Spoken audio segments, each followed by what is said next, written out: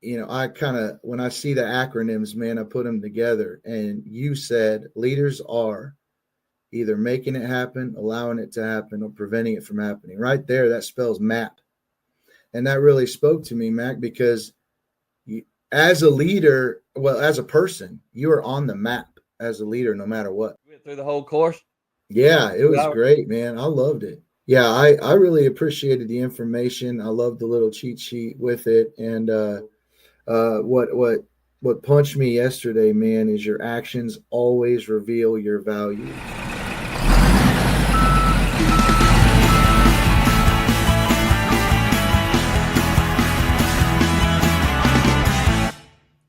Hello, and thanks for listening to the Blue Collar Leadership Podcast today. Or if you're watching on the Blue Collar Leadership YouTube as part of the Real People Getting Real Results show, I appreciate you watching there.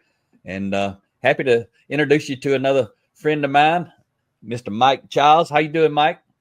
I am great, and I'm so excited to be here. Thanks for having me. It's great to see you. Yeah, man, I'm looking forward to our conversation. And you're out in Missouri, right? I am. I am sitting in Kansas City, Missouri area right now. I'm actually on a job site in Blue Springs right now. Wow, that's awesome. Coming to us from where the work happens. That's right. And and you're in the project director role, right, in the construction industry? I am. I'm project director at JE Dunn. I'm actually working on a project right now on a military base, which doesn't allow me to camera up. So I'm actually visiting my neighbors today at Blue Springs to see you today. Oh man, well I really appreciate you making that time and taking all that extra effort. It means a lot. And one thing I always ask people, because I only interview people that I actually know directly or indirectly. So whenever we get started, I always like to ask the guest, how did we actually know each other? How did you come to know about me? Well, I'll tell you how I met you. I actually saw you speak at LCI, and I think it was up in Detroit, and got to see you and Rhea. And man, I loved what you had to say. I just loved your info. And then, of course, you were handing out these free books that came with it. And I picked up one of those copies. Man, I loved it. So then I just started following you on LinkedIn. That's how we actually connected was LinkedIn, and got to chat with you that way. So I'm really glad you made it up to LCI that year, because it was great getting your information and all the stuff you offered everybody.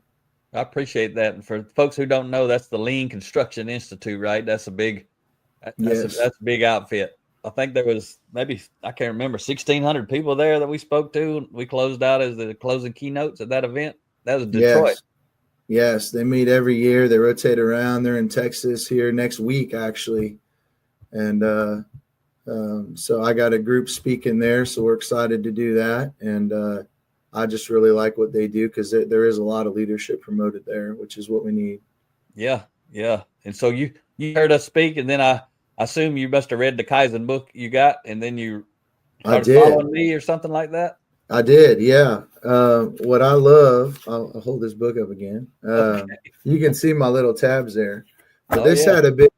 this book in particular had a big, I guess it kind of imprinted on me because of the 87-13 rule. That really spoke a lot to me. And I used that a lot. Actually, last year at LCI, when we did present, we threw the pie chart up of the 87-13 rule. And that was just very impactful for me as a leader. So I read that. And another thing I like about it, and you've talked about this before, but all your books are, written to be a few pages long on the chapter. And so what was good for me, I'm not a huge sit down and chomp through a book kind of guy. It takes me a long time to read through a book. And what I loved about this one is almost like I could treat it like a devotional.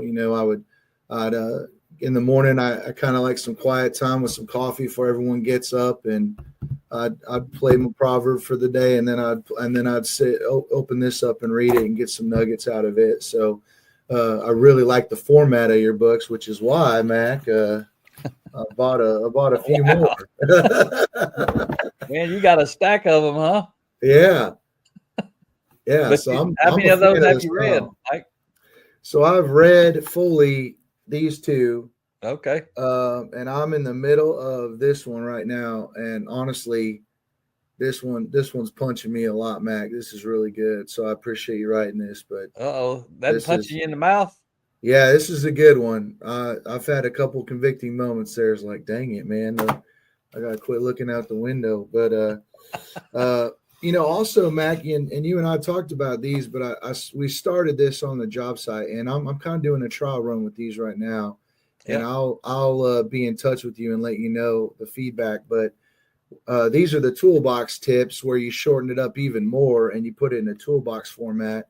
And so we're trying that out and at the beginning of a foreman meeting. And then we have an all team meeting where I busted it out actually yesterday to start it out, but hopefully try to just get someone thinking on a leadership nugget there before we start our meeting. So we're going to try that out for a few weeks and see if it gains any traction, but I was excited about that. What are you doing in how are you rolling that out? Are you just reading it and then you move on to something else, or you actually have a little discussion after you read it, or do you share something? Working on the discussion piece, but so read it, then ask for anything that stood out, any feedback, and then I'll share something that pops into my head if there's not a lot from other people. But hopefully, as we get into more of a rhythm there, it'll people will be more open to speak through that. But that's the idea is, hey, we read through this thing, what stands out, and what's something that you want to apply or that kind of, as you said earlier, punched you in the mouth, right? Yeah. The main point of that is really as you're doing it, is really to provoke thought and raise awareness. Even if they don't, because sometimes when you introduce this, especially if people are not into personal growth and development themselves, most of the time the guy's just going to be quiet. Blue collar guys, it doesn't matter what industry. When you start introducing this stuff, most of the time they just going to be quiet. They don't know whether to be on board or not be on board. But the main thing is they're thinking, and a lot of times they're afraid to speak out because if their partner over there is against it and they speak out for it, now all this stuff starts happening. So the world I come from is most time people are kind of reserved and quiet until they feel comfortable. Yeah, what I've learned over time is, it's not a safe space, right? So they don't feel safe to speak up yet, and it takes a little bit of the leader being vulnerable and starting to open those doors a little bit to say, hey, this is a safe place where we can share things, and we're going to receive it and we're going to noodle on it. I love when people that you don't expect offer wisdom. Everybody's got wisdom and everybody's got a good perspective. And man, when those doors start opening up and people start sharing, man, you can get some awesome information out of people. So I'm hoping it becomes that safe place there as we start to build on it.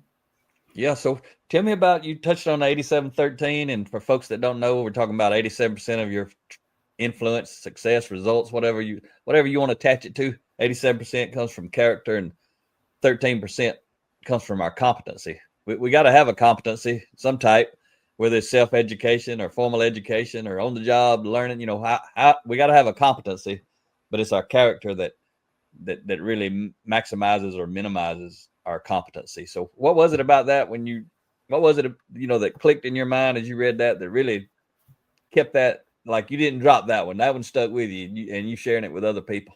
Well, honestly, what kind of put that together for me was, I know you don't watch a ton of TV, but Ted Lasso is a show that that's what we presented on last year was Flow Like Lasso. We actually used the Ted Lasso show to bring in some leadership principles, and the leadership principles are nothing new. Honestly, Matt, you and I both know there's nothing new under the sun, right? Nope. All that wisdom's there, and it's been there. And it's tried and true, and we have different ways to spin it or connect to us, but that wisdom's there, and that was just a way that I connected because he was using a lot of principles of John Wooden and one of his influential basketball coaches when he was a kid.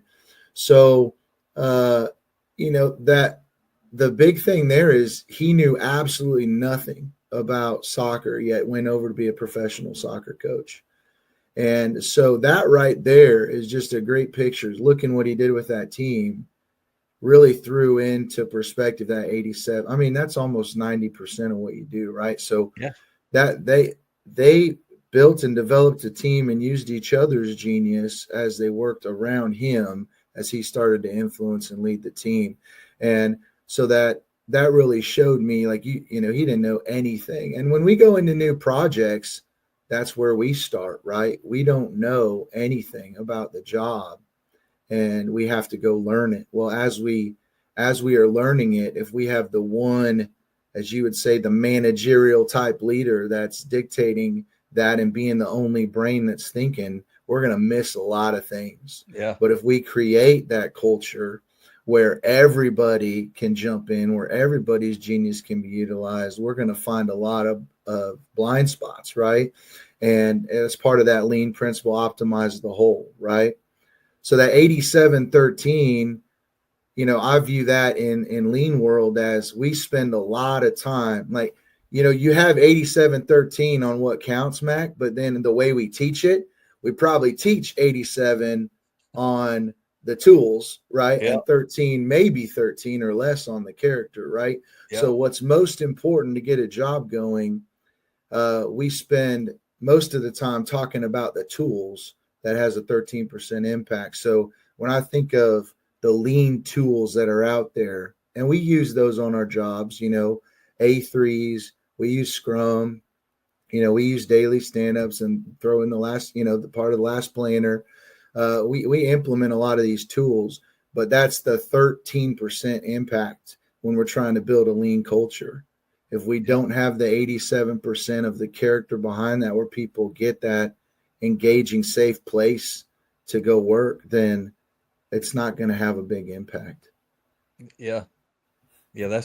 That's important stuff. And you brought up that managerial leader, and Rhea shared it a minute ago, but that reminded me, you went through our that free course, the 5 types of leaders course. Then you start sharing it all over the place. Cause I assume, I don't think we've actually talked since you went through it. We talked before you went through it. I think it's when I shared about it, we had a phone Yeah, conversation. you told me about it, and that's what I'm going to try that out. You went and dove into it. You went through the whole course. Yeah, it was great, man. I loved it. Have you done video online courses like that before, or was that the first time for that type course? For a leadership type course, no, that was the first time. I mean, we obviously do a lot of digital training through our company, and we have a pretty large company, so that digital platform is becoming more and more popular. But Okay. as far as an online course of that nature, I have not done that, because when I graduated college, that was fairly new. It's pretty common now, but yeah, I really appreciated the information. I love the little cheat sheet with it, and you know, right away, what stood out to me, well, I guess for all of our listeners, so I'm going to reference this stuff, right? You got your 5 types, right? You start with your managerial, and then you go to your relational, and then your motivational, and then your inspirational, and your transformational. Look at you go, man. Yeah, I was a good student, man. Listen, Hey, but that's awesome. right off the bat, you know, I kind of, when I see the acronyms, man, I put them together. And you said leaders are either making it happen, allowing it to happen, or preventing it from happening. Right there, that spells MAP. And that really spoke to me, Mac, because as a leader, well, as a person, you are on the map as a leader, no matter what. So you are already on the map. No matter what you do, you are making it happen, allowing it to happen, or preventing it from happening. Good stuff. And so you got to decide now where that vision is, right? Where that comes from, this stuff. And you got to decide where you're going, because you're on the map no matter what, right? So you got to decide if you're going to go in the right direction. That's good, man. You need to be, that little lesson you shared right there, you need to share that with some of your folks. Like, that could be a standalone lesson. It ain't got to be straight from the tips book. That'd be straight from Mike Chiles, right? And yeah, and share that. That's good. I never thought about the MAP acronym, but it makes it easy to remember when you can do that. And as soon as you said it, I'm like, well, that'll stick with me, because it's sticky. That's good stuff. It is. And I actually went to my guy I work with, that we went to the whiteboard, and we are kind of messing around with the map and throwing that stuff up there, because, you know, it really, like you said, it could be for good or bad. And you know, one thing we're talking about is as leaders of teams, I think we're kind of trained in the default to make it happen, right? So there's a lot of times where our default is to dive in and to make it happen, because we know how to do it. And what's really harder as you get up into the more the inspirational, right? Where see motivational, you're getting things done with your team, but that inspirational is more of now you're teaching people to go get things done as a team, right? And when you get into that level, there's a lot more where you kind of prevent that negative culture, and you get into more of allowing people to fight through. See, there's good stuff in fighting through the nasty sometimes. And so we have to be kind of bumpers and not let them get crazy, but we got to let them live in that nasty a little bit, or they won't own the solution and really appreciate that. And so we were talking about how it gets harder to sit back and allow some of those things to happen and allow the team to develop their own answers to some things that bother them. That's good stuff, man. I'm gonna have to go get my football helmet put on so I can charge through the wall. You get me fired up. Well, I can help you. I was a lineman back in the day, so I probably don't want to run into you. I'd probably be better off running in the wall. Wall ain't gonna hit me back, man. You live bite. Yeah. That's awesome, man. I really appreciate it, and I'm proud of you for how much you are soaking this stuff up. When did you start your personal growth journey? Actually, if you don't mind, how old are you, Mike? I am 41. 41. So I was 39 when I discovered this stuff. I shared that with you before. So if any listeners who are watchers who are, or maybe this is their first episode, I'm 56 now, but I never had heard of this stuff until I was 39. So when did you kind of come across this? I would say, I got into some men's studies when I was in college, and I'd say that was really a turning point for me. Just some of those guys were really inspirational leaders, and that's family, companies. I mean, different areas, and I think that really just motivated me to want to be a good leader, and I think that was a big turning point. And then I've been through. When I came into the industry was that 0809 time frame where the economy wasn't great, and so I was very fortunate that JE Dunn was big enough that I could travel around, because if I would have just stayed where I was, which was Springfield, Missouri at the time, I probably would have been out looking for another job. And man, we had just bought our house, and my wife was pregnant, and we thought we were going to just be walking our child to that school right behind us, and we didn't think we were ever going to leave. Well, that was several states ago, So, that's the thing. You make plans, and then life happens, right? So, we started to travel around a little bit, and I learned a lot traveling on those jobs, because in JE Dunn, Kansas City is where we grew up, right? We started here in 1924, and so there's kind of a known and a respect a little bit. Was they've worked with us a lot.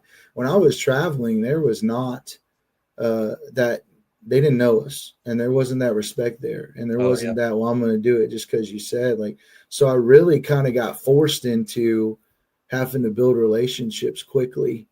And so, and that's the thing, is just as I've learned things, I just try to spread that knowledge, right? Which is why I'm going to tell everybody, hey, get these books, because I mean, what I also, like, what they don't realize, you're helping all them out, because like me, I'm not much of a reader, but if we look behind you right now, Mac, you've read a ton of books. And Ria's got more books on her side. And what you're doing is you're taking awesome wisdom nuggets from all these leaders all over the place, and you're putting them into this nice condensed format where we can read 3 pages at a time and soak up a bunch of nuggets. And I like the way you write, because you write how I speak, right? You just, boom, here's the stuff, get to the point, here's the punch. And I like that. And I can get into theory world a little bit, but a lot of times I just wanted to, what do I need to know, right? And that's why I love what you've done, and that's why I really appreciate your books. Well, I appreciate you, man. And so and thank you for all of that. And I mean, it takes a lot. It takes it's like I said, I discovered this when I was 39. I've been reading every day now, 17 years every day. I call it the leadership drip, right? I just want to, that's what's going to transform us. And you're reading the book on the one you're talking about, that's kind of punching you in the mouth, I guess, the 10 foundational elements of intentional transformation. And that's the kind of stuff, when you go back and talk about the 5 types of leaders course, and I talk about becoming a transformational leader, I personally think the only people who truly can reach that level are people who've transformed themselves on some level. They got to understand that I can transform, because a lot of people think people can't change, but somebody who went through the kind of transformation I've been through, there ain't no doubt that people can change, because I'm one of those people, and I don't care who says they can't and who says you can't change your values and you can't grow and develop your character, because some people say that, but they're the ones that they're ignorant. They don't know, because I've done it. I used to be the idiot. I used to be an angry person. I used to want to kill everybody instead of help anybody. And now all I want to do is help everybody. And luckily I never did kill anybody, but I wanted to when I was that angry person. So it means a lot to me when you say, that transformational book is punching you. Maybe not in the mouth, but maybe in the gut. And that means you're doing some reflecting. That means you are what I call a high impact leader. You're reading that book humbly and vulnerably and looking and saying, can I get better? Michael Josephson, you've probably read it in some of my books. I heard me say it, but it's one of the quotes I love the most. Says Michael Josephson says, you don't have to be sick to get better. And that's what we got to, especially someone like you, Mike, when you're trying to roll this out to other people and you start talking about character, that's a quote that if you're not really using that, I would highly recommend you to use that before you roll out whatever it is you're rolling out, because it sets the stage. It's kind of like habit 1 of the 7 habits. Begin with the end in mind. You're communicating to people. We're about to talk about some stuff that gonna cause you to look in the mirror, and you might feel that gut punch when we cover some stuff. But I'm not here to look down on you. I don't think there's anything wrong with you, but you don't have to be sick to get better. And that's the frame that we're introducing this type of content. That's why we say it so much everywhere we go. Is usually within the first 10 or 15 minutes, we've said that and we've talked about that. We talk about the top leader in any sport. The top number 1 person in any sport. They're not home eating Cheetos, drinking beer today. Probably they out there grinding, trying to get better, and they're number 1 already. That's the perfect example of you don't have to be sick to get better. So that's awesome for me to think of you that way, because you thinking of yourself that way, and that's what you and I have to motivate and inspire other people to look at themselves like that. I don't have to be sick to get better. Nothing's wrong with me. So do you hire, excuse me, in your role, do you hire and fire and all that stuff in the role you're in? Sometimes I do. Like, obviously we got a big group that goes and hires, but definitely part of that interview team, especially if it's someone directly on our project, for sure. So I'll ask you, so people ain't hearing it from me, who's not in the construction business, but I support. Our biggest segment of our business is actually the construction industry. But y'all operate with people, and that's the business I'm really in, is the people business. And we're not different really, no matter where we work. We might do different work. The competency might be different, but the character side of the people, the 87%, that's all related, interrelated between everyone.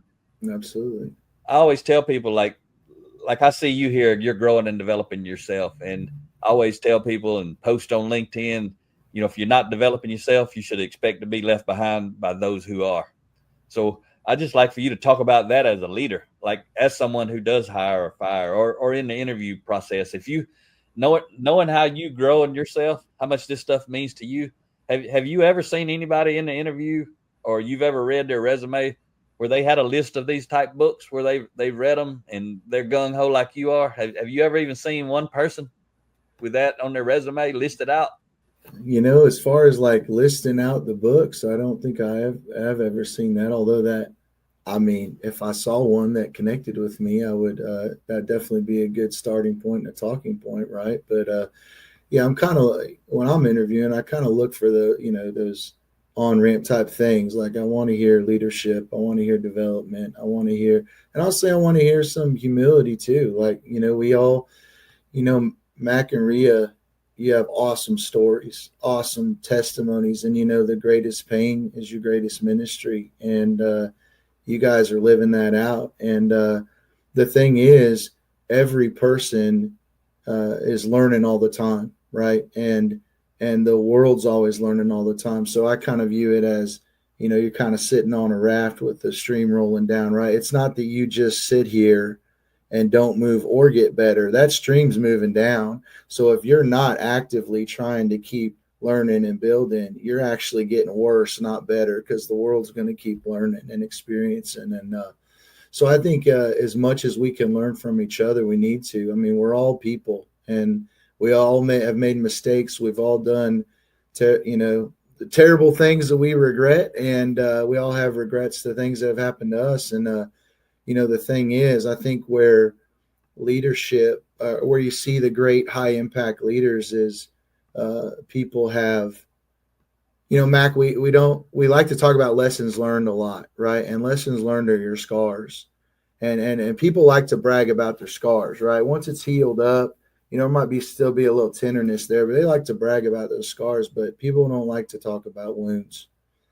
And the people that go talk about the wounds and they go see the doctors when they need to, and they get better and they get healed and they have those scars, those are the ones that have the big stories to share. And that's where the great leaders come from. They've experienced those wounds. They've lived in that, and they felt that pain, and they're now saying, I don't want other people having to go through this. I'm going to go tell them about this, and I'm going to go make it better. And then we have to decide, are we going to listen to the wisdom of others, all those books behind you and all the ones you've read? Are we going to listen to those people that have already been through it and learn from them? Or are we going to have to go through experience being the best teacher, but only a fool wants to attend, right? So, Yeah.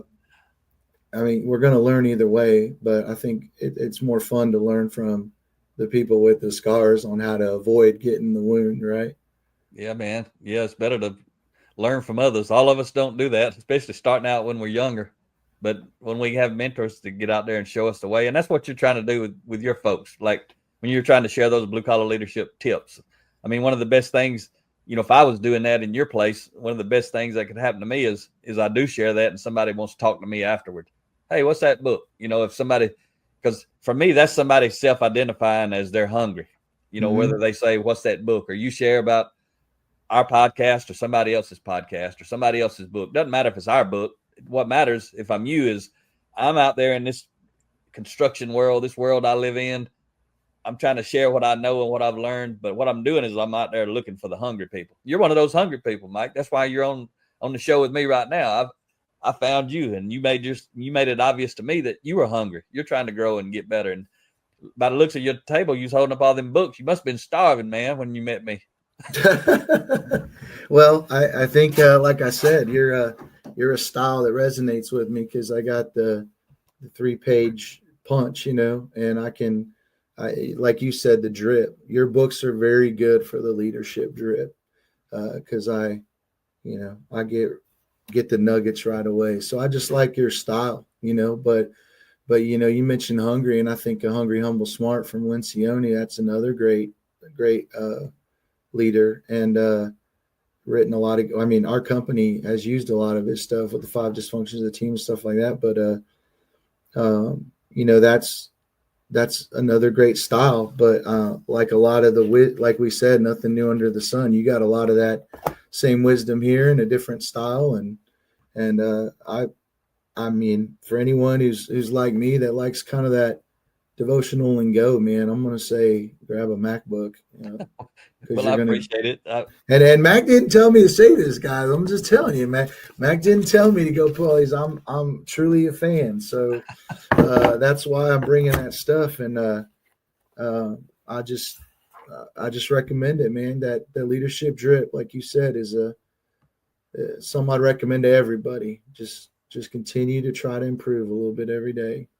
I appreciate that. Would you would you like to share any of your personal journey, your story, how you got to where you are and where you come from? You don't have to, but you're welcome to if you'd like to. Yeah, I mean, I'm the oldest of 3. My sister's a couple years younger than me, so we all live now in this area, in the Kansas City area. My brother actually works for JE Dunn as well. He's a lean specialist. Okay. So he'll be the Chiles Bros will be up on stage at that Lean After Lasso presentation next week. And I'll have to introduce you to him sometime, Mac. I think you like him as well. Yeah. And he was a football coach, man. He really gets you pumped up Oh running yeah. through the wall. We were single mom. I knew Dad a little bit. He left when I was 6 years old, and so I saw single mom just fighting, to work really hard and to get through challenges of life. And she was she was in healthcare side, and she was a great manager and just really good at seeing people and building up people. And I even saw little bits of that as I'd go to work with her. But there's a lot of those industries, Mac, on the blue collar side too, where they don't have a hierarchy, a ladder that they really can climb. Some of them are in that role and they're just in that role, and some of the healthcare was that way. And so I saw her make an incentive program one time just to kind of keep them motivated, little tiny prize things, but kind of help them work up a ladder in their own way to keep them motivated, even though they're going to stay in the same role. Yep. It still just gave them something to reach for and a goal. And she just was an awesome management brain like that. So her dad as well, he was a director up at Noyes Home in St. Joe, and that's just families that are just struggling to to take care of themselves at the time so the kids can come live there. And it's a great organization, and he was a director there for many years, and I got to watch him work. And I think just watching them just really taught me how to see people, because everyone's got a story. And so I think that just kind of stood out to me. And so I've always kind of had a passion for just making sure that, people were heard and taken care of. And then I wasn't even going to go into construction. I was going to go into healthcare. Okay. And then one of my grandpa, he's on my cousin's side, but I call him a grandpa, but he was an iron worker for many, many years, owned his own company in St. Louis. And he was trying to get me on as an iron worker.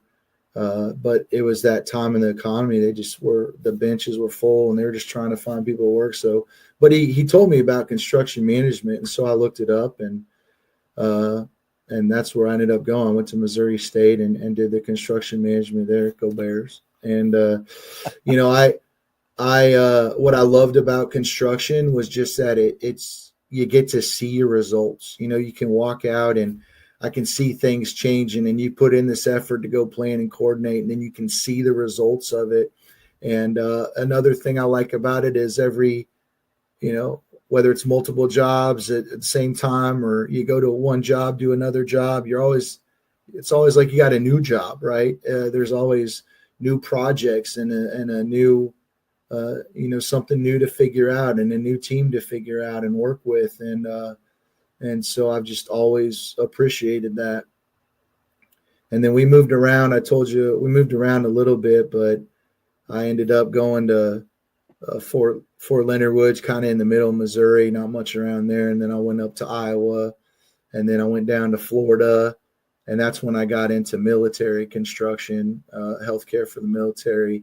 And then that also took me to Biloxi, Mississippi, came back to Kansas City, and then I was traveling down to Florida for more military jobs, and then out to Vegas. And then I did some education work here in the Kansas City area for a while. So I had 4 kids, 3 different states. I tried really hard to get my wife to go across to Kansas so we could say 4 kids, 4 states. But she's like, listen, my parents are right here 5 minutes away, and I'm delivering at this place. And I was like, that's fine, because it was a hospital JE Dunn built at least. So, but yeah, we moved around a little bit, and I'm thankful. I mean, it was tough at the time, but really forced our family to, be a unit and to learn to live as a unit, and met so many awesome families along the way. And I'm just grateful. I would never know who they were if I wouldn't have had that travel and opportunity. So I'm grateful for that journey. I never would have planned it. I never would have picked it, but I'm grateful I had it, and I just see awesome things that came from it throughout the way. That's a great story. You've been climbing. You ain't stopped climbing, right? You still climbing. Well, I just try to, man. You get humbled, man. I got 4 kids, so I get humbled every day by those beautiful blessings, man. I How old are mean, they now? I got a 16-year-old, a 13-year-old, 11-year-old, and a 9-year-old, and whew, man, I never knew how much I didn't know, until I had 4 kids. But we're in that teen journey now, and all the kids are getting older, and I mean, it's I see the potential in the leadership. I mean, they got 2 strong-willed parents, Max, so they don't have a choice, man. I got 4 strong-willed kids, but they're great. They're great, future leaders, and I'm just well, you and I know they're already leading now, but they got good potential, and that burdens me to want to be the best for them too, right? Because I want them to learn, like I said, from my journey and mistakes and stuff like that. So a lot of what I started learning, I probably learned the most as someone trying to learn how to be a parent, right, and how to help my kids. That's probably where I got the hungriest, was when I was trying to, because if you learn something to where you can teach it, you're learning it a lot, right? So just being involved in trying to teach our kids got me all fired up on leadership for them, right? Getting them to be what I want them to grow into. It's like, well, I got to apply it too, right? I can't just be telling them to go do something and not be applying it myself, right? Yeah. So, I mean, I'm on that journey every day with them, but I just love, my family's what keeps me going, and I'm just very proud of them, and I love them all, and I want the best for them, and I want us all to keep learning together, because I think they're going to go out and they're going to be some world changers, man. Oh yeah, and we need some. We need you to be successful, helping them be successful, because we definitely need them to be successful. They're going, the kind of person you just described them becoming, that they're going to stand out in the world that's ahead, because there's so many people that ain't going to be learning that. I mean, like, I didn't learn it. When I was a kid, neither one of my parents had ever learned this stuff that I write about and talk about today. So, not that they were bad people, but they didn't have that knowledge to transfer to me, and they didn't have that motivation and inspiration from this type of learning, and they hadn't learned it themselves, so they were not able to pass it to me. And luckily, I kind of stumbled across it by accident. But I was 39 years old. I can't imagine if I would have had somebody like you pouring into me when I was a kid. Well, I mean, I might have still been screwed up like I was, but that would have been my choice. But I would have definitely had a lot better opportunity to not have screwed up like I did when I was younger. So, you're talking about modeling. You were saying some stuff in my brain. What popped up was, you got to be modeling. You talking about you got to live this stuff you're teaching them. Have you one of them books, I couldn't see them, you got so many, but is one of them Ria's book by chance, The Ladder of Influence? Have you read that one? I do not have Ria's Ladder Influence yet. Okay, so we all go ahead. That looks good. I want to get that one. So we'll send that to you. We always, and we're not stopping yet. We're gonna keep going, but I just want to share with you. We always send a book as a gift for you being on the show. So we send you awesome. We'll send you the Ladder of Influence. But the reason I want to share about that book specifically, and you already said you wanted it, so that's good. But when I read that book, editing that book for Ria when she first wrote it, I was like, every high school kid or college kid, before they graduate, it ought to be a requirement. They got to go through that book. So when you read it, what I would recommend, you got to read it, see if you like it, see if you understand it, which you probably will the way I'm talking about it. What I would recommend for you to do for your 13, your 16-year-old, and if your wife would participate, it'd be phenomenal. But if you like it, we got the book study training. I don't know if you've watched that. Go to bluecollarleadership.com/book study training. It's what we learned about when we taught in Guatemala with John Maxwell back in 2013. But every time I have someone on here, if they got any teenage children, I recommend to go watch that 45-minute video on how to facilitate a high-impact book study. get that Ladder of Influence book, go through it with your teenage children and your spouse, if you can get them to do it, or any other adult that you have in the family that are close by that could participate, 4 to 10 people. And if you'll do it the way we teach it there, you'll impact them in a way that you may not have already. It'll take you to a different level with them as the parent-child relationship, but also the way that training is set up. You're not really teaching, you're not judging, you're not getting into a conversation about what they think or nothing. It's you make it a safe space, like we were talking about with the tips book. That's introducing some information, but this book study format, 100%, if you facilitate the way we teach you, and it's real simple, but you got to do it. You can't like change it up or it messes up everything. But if you do it that way, that book study method facilitates a safe space. And it actually, it's the only thing that I've seen that actually, maybe you could say, invites personal transformation, not just learning or awareness, but actually causes people to personally transform if they have someone facilitate that method. So that'd be, check that out. Another thing is, someone like you, if you do that with your children, if you're not doing this with folks at work, once you do it with your children, because you value doing it with your children at a higher level, I'm sure anybody would, but you'll see what happens if you follow that method. And then you cannot help but do it at work. It'll take you to a different level as a leader. And it doesn't matter if it's with a couple of your peers or if it's with people on the job site, or doesn't make any difference. So we'll send you a free copy of that. You can text me when we get done your mailing address. And then if you like it, you might want to think about that. But it'd be pretty powerful. I love it, man. I'm gonna play this clip back too, because if I say it, it's not a good idea. But with Mac telling me we gotta do it, man, I'm gonna be like, hey, let's get going.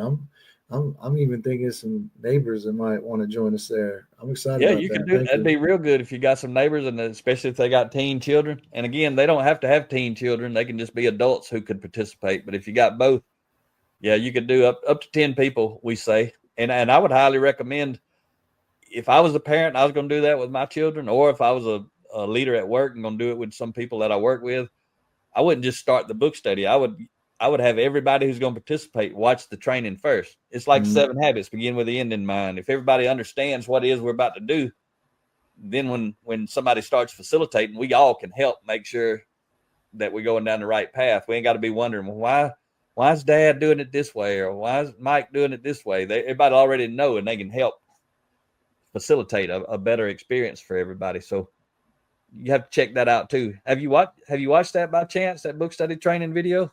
I have not. No. Yeah, and it's free. When you go there, you'll see there's 4 testimonials from other people around the country who've done some book studies like that. And I didn't ask for them testimonials. That was actually people who just sent me some information. And I said, hey, this is good stuff. Can I use this as a testimonial and put it on the website? And that's how all 4 of those got there. And there's another video there of a guy. I interviewed him on this show just like this. It's about 1 hour and 20 minutes, I think, with Jim. He's up in St. Peters, Missouri. And he's been facilitating for over 2 years, 2 book studies a week, the way that we teach in there, where you cover just one chapter. So it only takes like 10 or 15 minutes. What I'm telling you about doing to do one chapter, it only takes 10 or 15 minutes. As a parent, I might want to do it one a day for 30 days. But as a leader at work, I probably would want to do only 1 or 2 per week. So covering one of those books you've been holding up there, you'd have a 15-week or a 30-week development program, but it's only 10 or 15 minutes. It's the leadership drip, right? Just keep that going. So with my kids, I probably wouldn't want to drag it out 30 weeks. I'd want to do something, get it going a little quicker than that. But at work, 1 chapter a week would be fine. But I want to ask you, Mike, and you don't have to share this if you don't want to, but I'd like you to pick up that transformation book and flip to something you highlighted in there and tell me what it is. And if you want to share why, I'd love to hear that. I'm just, because you seem really like you've been doing this a while. I love your humility. I'm just curious what in that book might have stood out to you. Well, what really stands out to me that I just love the way you word it, but the mirror versus the window. I've used that now a few times where, when something goes wrong, you can look out the window And you can look for somebody else to blame, or you can look in the mirror and say, what was my part to contribute to this, and how can I do better? And that's just a really simple way to picture taking responsibility. But that's the same thing Jocko talks about too, especially if you're the leader. Like, it's on you, right? And so Yeah. you have to take that responsibility. So what punched me yesterday, man, is your actions always reveal your values. Mm. Page 49. And I was like, dang, man, my actions always reveal, dang. And the other thing too is people always make time for the things that they value. And you're right. We talk about that a lot with I'm too busy, I don't have time for this. And you are going to find time for what you value. And Every time. those are hard hit punch items. And we talk about, go back to the five types of leaders, right? I can't go say I'm an inspirational leader and then I just sit there, because it's dynamic. I may be an inspirational leader to someone at work, but I may be a managerial leader to someone else. And a lot of times, and we have the two mirrors, right? We have the work mirror and we have the family mirror or the life mirror, right? And that's the thing, is we're always kind of looking at those two mirrors. And um, at home, that's where the most important stuff is, right? That's where your kids are, and they have their parent, right? In the company, I don't care how awesome the company is, you're still part of a company, right? And if you leave the company, uh, they're going to find a way to keep going. I mean, that's just the way it is. But they got one dad, they got one mom, and you just have to be intent. That's where you need to be the most intentional. And that's probably, I'd say in my personal journey, I'd say that's a lot of times where I lack in leadership on planning, right? And where do we want the family to go? And how do we be intentional about what we're doing and where we're going and taking advantage of that time? And a lot of times you just go into the map, we go to allow, right? And we allow tech to steal from us, right? Cell phones and TV. We allow sports to steal from. I love sports, and all our kids are in sports, but man, they can own you, right? Any of that stuff can own you and steal, kill, and destroy what you're after, right?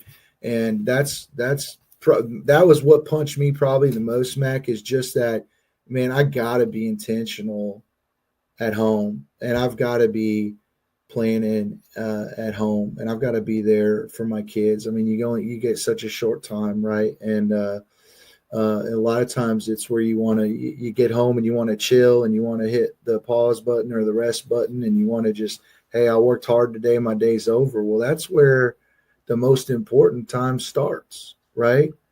And what are we doing with that time? And I just have to admit, man, I've wasted a lot of that time, and that was just kind of a call out to, man, what do you value? What are you doing? If I sit back and I look at my actions, like, it's showing what I value, and at the end of the day, it's probably pride or humility, right? If I'm in the middle of that, then just like the word pride, I is in the middle of that, right? So if I'm humble, there's a you there. I'm thinking about you, right? It's not thinking less of yourself, it's thinking of yourself less. And I need to be a little more humble at home. You got some good stuff, man. You got it internalized and you're putting it into action, and sounds like you taking it up another notch. That's what we got to do. That's why I always say keep climbing, right? We don't ever reach, not this mountain, you don't ever reach the summit. And Yeah. if you do, you get to the summit and you find out it really ain't the summit. There may be a little dip, but I'm on a bigger mountain that I gotta go down a dip, and I gotta go back up the other side, because you don't ever learn all this stuff. Especially like you said, a lot of folks. I mean, I missed it. I missed all. I didn't learn this stuff until my son was 17 years old, and he hated me. He had been hating me since he was 15, and I didn't get a chance to rebuild the relationship till he was 19. So all this stuff you and I are talking about at home, I missed. I missed it 100% with my boy, and I only got one son. I only ever wanted one, and I screwed that up. But I Yeah. fixed it. But like you said, there's a scar there, and we've been good. we've been back together since he was 19. It's been great. He's read a lot of the same books I have because that was part of, he wanted to know what transformed me, what caused me to change. And then he started reading and listening to the books and audios that I was listening to, and it resonated with him. So once he started learning and I was learning, then it made it real easy for us to get back together and get in alignment. And he's 34 today. He's about to get married actually about a month from now. He hadn't been married, no kids, and he's about to marry a young lady, and she's never been married, no kids. So they about to get started, and we're probably going to move back to Alabama from Georgia just because I want to live what I'm teaching. I want to, I've stopped the bleeding with me and him, and he's going to be fine with his children, and they're going to start having kids another year or so, and I want to move back. I want to make sure I complete that circle. So his children, we were going to move to Florida, and part of my growth, I decided, and Rhea supports me, I want to go back and be the kind of grandfather that Eric really hasn't had, and he can be the kind of father that I didn't have and he didn't have when he was a teenager. And hopefully we're going to be able to close this loop up in our family. But for us to close it, I got to, his kids won't ever see all this stuff. He's still got the scar from mine and his relationship. And I don't really even speak with my father because of our relationship. And it's been like that my whole life. But I think through my growth and his growth, all I got to do is go back and live near him so I can be a part of their life and not worry about me, worry about other folks like I teach other people to do. And it's hard because it's hard not to worry about you. I've been dreaming my whole life to move to Florida and live by the beach. But the thing is, I can go to Florida whenever I want to. Right. I'll be with those kids whenever I want to, if I've got that kind of relationship that I plan on building with them. And we're going to move to a lake community, so they'll be wanting to come around and hang out and do things with them. So it's just part of my life that I want to make. It's hard for me to even use the word sacrifice because it ought not be a sacrifice, but it is a sacrifice. I got to give up all these things that I was planning on doing in a different way, but it's just part of my growth. I'm happy to do it. And just living what I teach, just trying to, same stuff you're going through, you're trying to do at home. I'm trying to do it, with Eric and his soon to be kids that he's going to have. So that's all we got to do, man. It's just keep growing. And I'm really proud of you.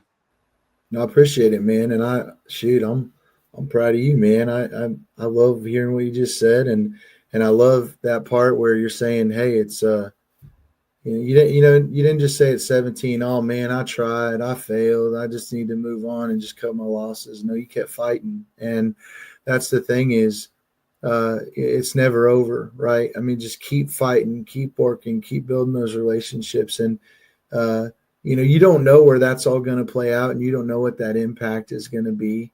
We talk I'd say most people in leadership world know about John Wooden, right? Yep. But what stood out to me is I'm reading John Wooden's book is how much he talks about his dad. And see, we don't have books from John Wooden's dad all over the place, but man, look, he set up that his son to have that influence, right? Yeah.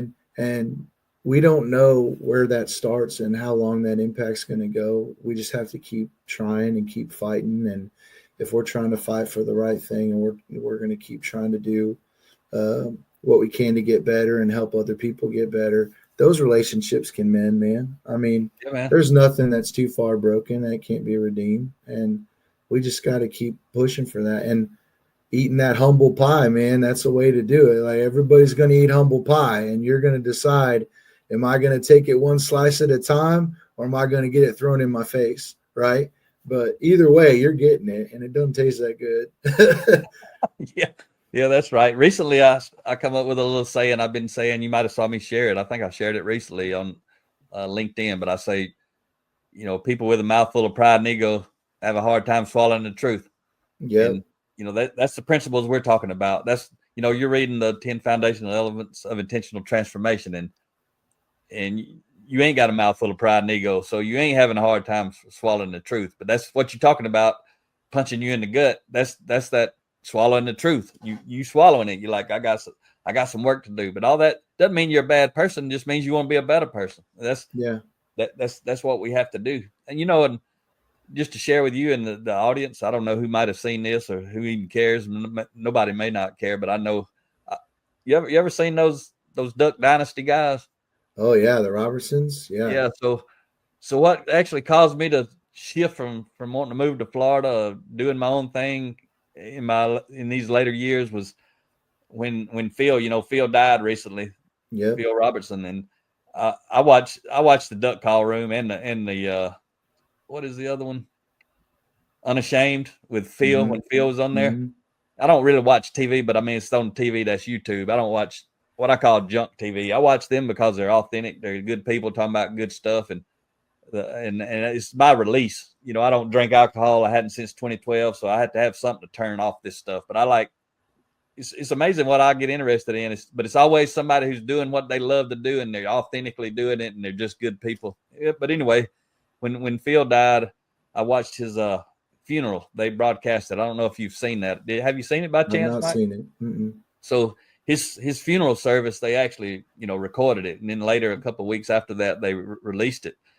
And when I was watching it, Phil, they made that movie about Phil's life because Oh, that was a good movie. I saw he was that. a rough cat back in the day, and I mean, he admitted it, and he made a movie about it, and all that sort of stuff. But when I watched that funeral service, his kids and his grandkids, the way they talked about Phil, I was like, man, I want my grandkids to talk about me like that. And I thought about the stuff I shared with you about Eric. That's where I got chills all over me now when I'm talking to you, but that's where I realized, and you could feel it. You could tell Phil's kids, his adult children, they got the scars from who he used to be, but they love him. They fixed all that.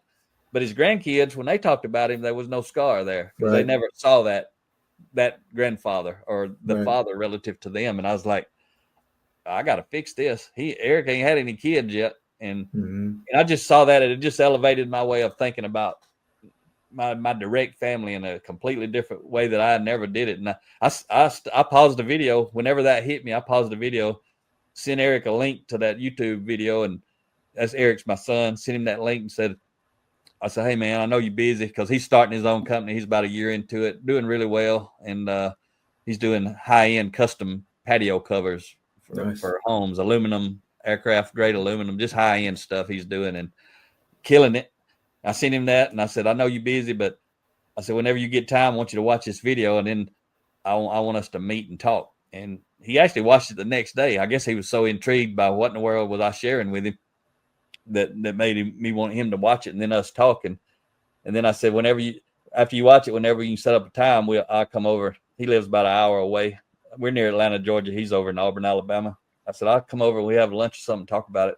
It just so happened it was a week or two before Father's Day, and usually sometimes he don't even text me, but it ain't because he don't like me. I don't care nothing about these marketed holidays. I don't get into that. I don't want him texting me because it's a certain day on the calendar. He texts me all the time. We talk and all that. I said, you ain't got to text me about my birthday. You ain't got to text me about anything. Just whenever you want to reach out. So we got a great relationship. But he texted me and wanted to come over for Father's Day, and we sat on the back porch, man, for over 8 hours just talking. I mean, just me and him talking on the back porch about all the stuff that I was thinking and what he was thinking. And I even asked him, I said, if we could live anywhere, where would you want us to live? Do you even care? Do you care if we moved to Florida, if we moved to some other state? Or I said, do you even care? And he said, I'd just have you live close to me. And that just kind of blew my mind, because I didn't know that it even mattered to him. Yeah. I mean, we got a great relationship, but I didn't know that it mattered. And he said, yeah, I got a friend who's going to be selling a house, like 4 or 5 miles away. He said, that'd be perfect for me if you just bought that house and moved in there. So we're going to end up being still about 30 miles away, but we're going to be north in the country, and he's buying some land, moving up kind of closer to that area and down the road. So just trying to do what I'm teaching you guys, man. And it's part of, I think you probably already covered it in the 10 foundational elements of intentional transformation. But whenever we tell people to do stuff and we don't do it, we're being two-faced. Yeah. Nobody likes two-faced people. So I'm always trying to align myself with the stuff that I'm trying to get other people to align themselves with. Again, doesn't mean I'm perfect, but I'm always working towards it myself. Yeah, no, and people are smart and intuitive, and honestly, I think they can feel that. They can feel if you're real or not. You know what I mean? So I think you just, we're all trying to do our best, and I think that's why accountability and other people are important because, I could be responding pridefully in something, and it's nice to have someone who is close to you and can call that out and see your blind spots. Everybody's got blind spots. Oh, And I yeah. think that's why it's so important to have other people around and to use your team because our team all has a different perspective and we all see things differently. Good stuff. You got anything you wish I would have asked you, Mike, or you wish you'd have shared already and you didn't share? You didn't pop up? No, I like what you say on keep climbing, and I just like that. I mean, it is a constant journey, and I just hope that people believe in themselves and their ability to that we can get better, that we can continue to develop, and no one in there is a failure. We've all failed at certain things, but we're all learning, and I just hope that people appreciate that and can continue to believe in themselves and keep going, keep climbing. Yeah, outstanding. Well, I again can't say it enough. I appreciate who you are as a person at home and at work, and thank you for spreading my message and everyone else's message that you talked about. Patrick Lencioni, you talked about Jocko Willink, and I'll just ask you this. I meant to ask you earlier when you mentioned Jocko, that book Extreme Ownership. I mean, that is a great book. I love it. But Yeah. I always tell people who understand that book, who've read it, I say every one of my books is about extreme ownership. Is that what you see? Would you agree with that when you look at the Yeah, front I line mean transformation? that's looking in the mirror, right? That's not looking in the window. That's looking in the mirror, and everything we do, there's something in the mirror that's going to tell us, what we did to contribute to something. So, I think that is the extreme ownership piece. Outstanding. So you'll text us your mailing address. I'm sure we got it, but make sure we got the one you want us to send this Ladder of Influence book to. We'll get Absolutely, I'm excited, and we'll I get think that. Rhea, man, Rhea is awesome, man. I just appreciate both of you and all you do. She back there in the background trying to make me and you famous today with this video. Always, dude. Always.